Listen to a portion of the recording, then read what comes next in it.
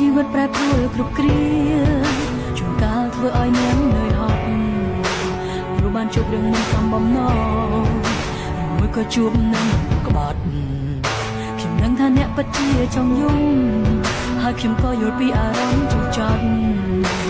ក៏ប៉ុន្តែយំរួចតែក្រោកឈរកុំឲ្យទុកក្របសង្កត់ជីវិតតែជួបបញ្ហាក៏ពិតខ្លះមិនមែនការប្រាថ្នាតែកុំឈប់ត្រឹមប៉ុណ្ណឹងណាដំណើរជីវិតនៅសល់វែងឆ្ងាយ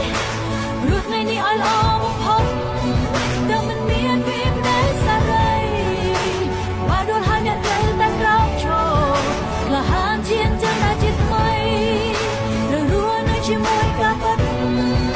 ត្រូវព្រមទទួលស្គាល់បរាជ័យបើដួលហើយអ្នកត្រូវតែក្រោកឈរ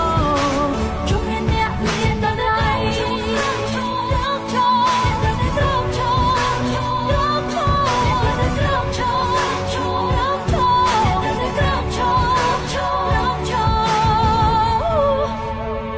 ចាប់នៅក្នុងពេលនេះ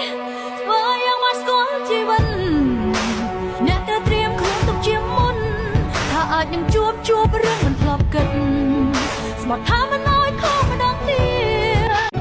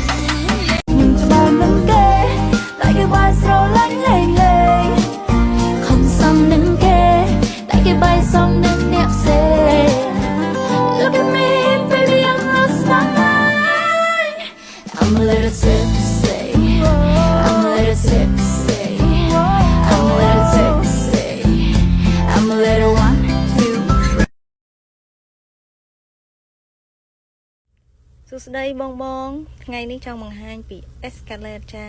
មាននៅក្នុង stock មិនមែនមួយហើយក៏មិនមែនពីរដែរបងមានរហូតដល់3គ្រឿងអញ្ចឹងបងនៅស្វែងរក